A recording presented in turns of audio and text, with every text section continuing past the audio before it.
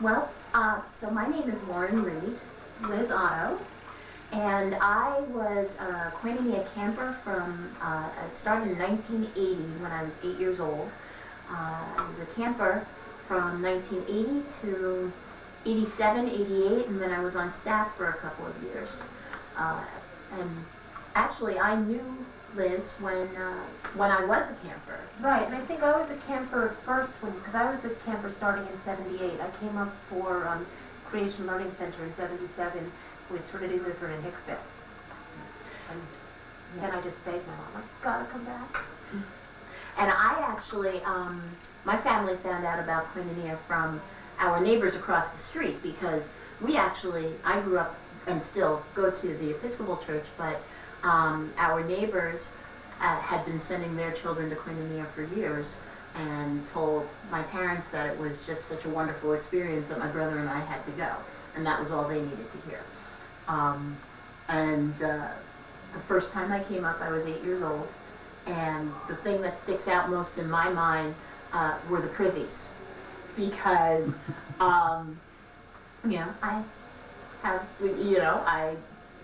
first time I had ever seen an outhouse.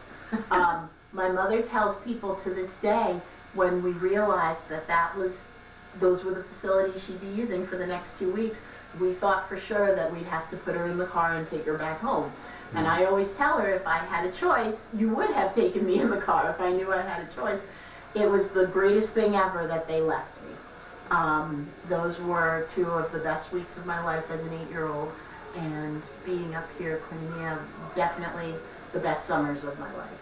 And it's funny that you mentioned the privies, because I remember that I always took the bus up. My parents did not drive me up here. And on the way back home, we'd make a stop at McDonald's or Burger King. Everybody would make a mad dash to the bathroom and just flush the toilet. We broke so many toilets coming through New York and New Jersey on the way home.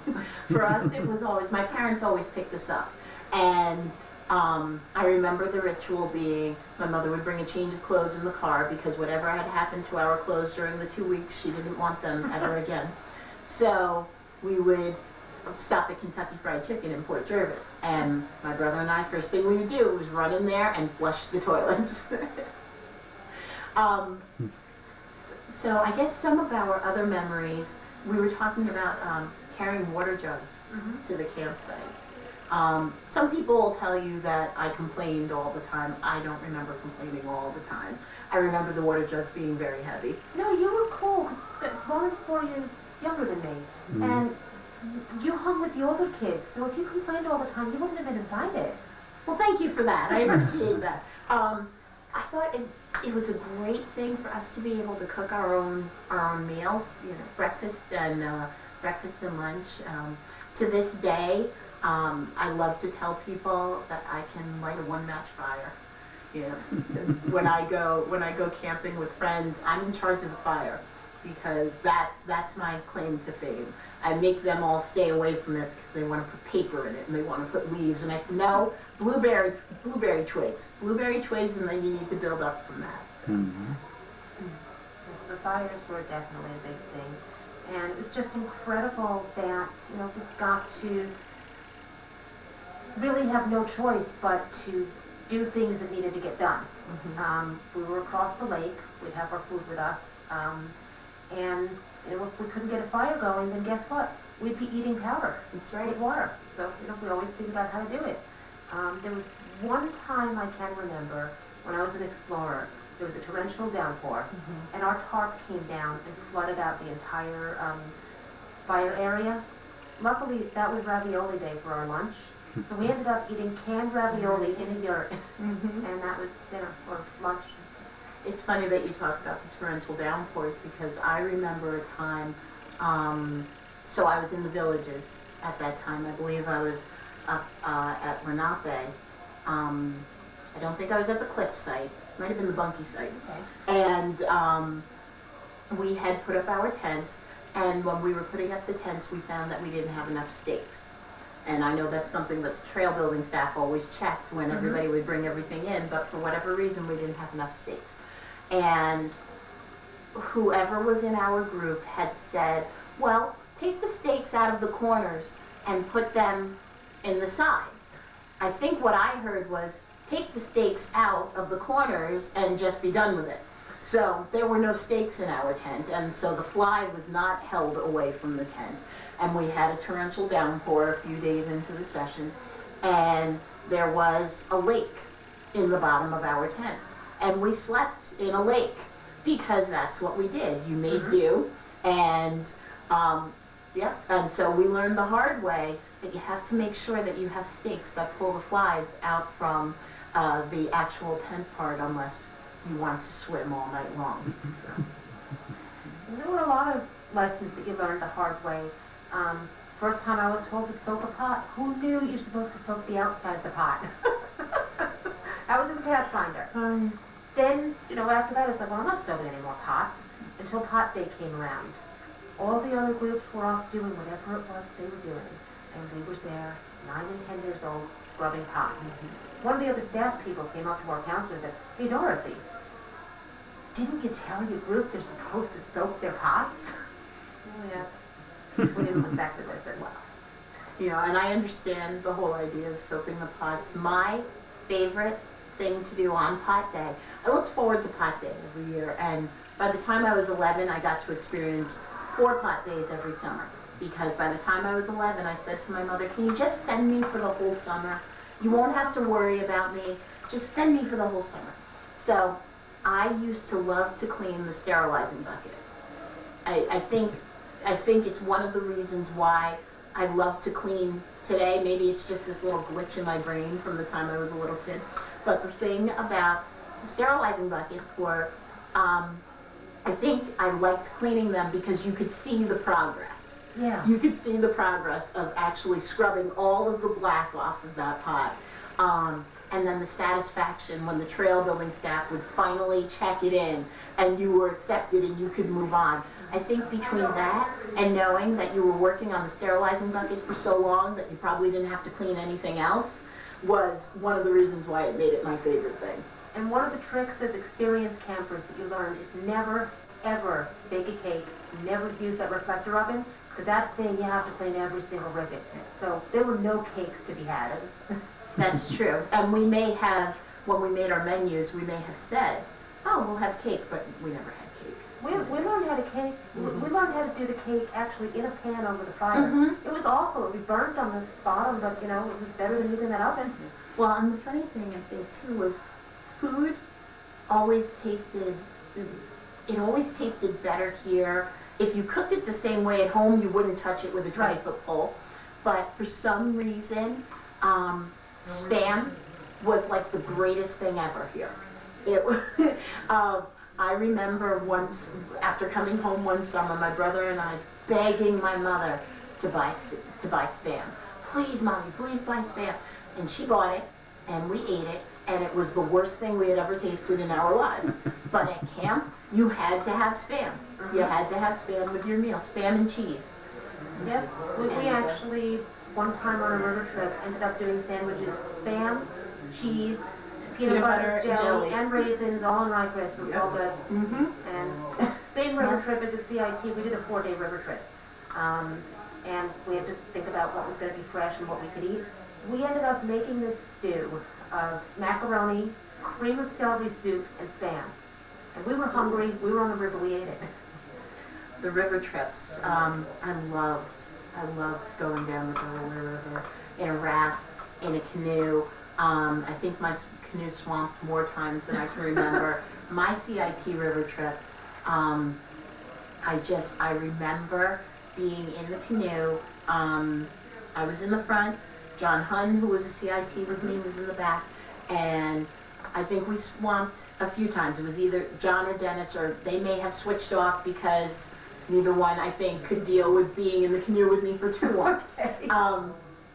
But I just remember going through the rapids, and when we got to Mongap, because when the gates were open, how big the waves would get. And we watched, John was in the back of that canoe, and I remember we watched everybody else in our group go through, and they swamped. The canoes would flip over. And so we're like, okay, we're going to do this. We're not going to swamp. We're not going to swamp. And so we're going through, and he's steering, and I'm paddling for my life, and this giant wave comes out. And I swear, we flew through the air. We flew through the air, and we came down, and that canoe did not tip over. It had enough water in it that it might as well have tipped over, but we made it through the rapids. That is awesome. On our trip during CIT, it was summer of '84, first session. It rained every single day except for the days that we were on the river. And I was in a canoe with Brad, and we had a bad enough swamp that when we came back to camp, Pastor Bob came up and said, "I heard you had some trouble on the river." I was like, Pastor Bob knew all of us. He Oh, knew yeah. all of us, and he knew all about all of us. My last and year... loved us anyway. And loved us anyway, and loved us anyway. My last year as a camper, I was, again, in the villages. I was up in Lenape, and I remember this very clearly because of what happened that night, but it was Jubilee night. And so we were all in Jubilee Field and had watched everybody perform.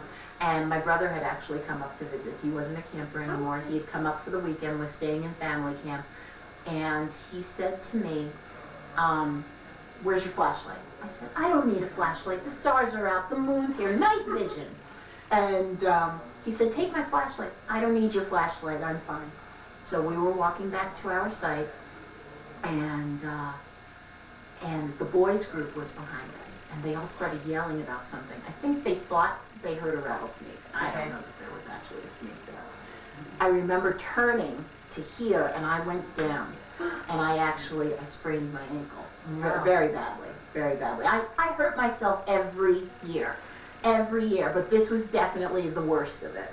And so the next day I had to go to the doctor, and it was a real struggle to get me down from our site to the canoes. I remember a couple of staff members carrying me on their back, and when we got up to the main part of camp, when we got up around the staff house, my brother was there, and Pastor Bob was there, and my brother just looked at me, and he said, "Do you know what Pastor Bob said to me?" He said he came looking for me to tell me what happened, and do you know what he said?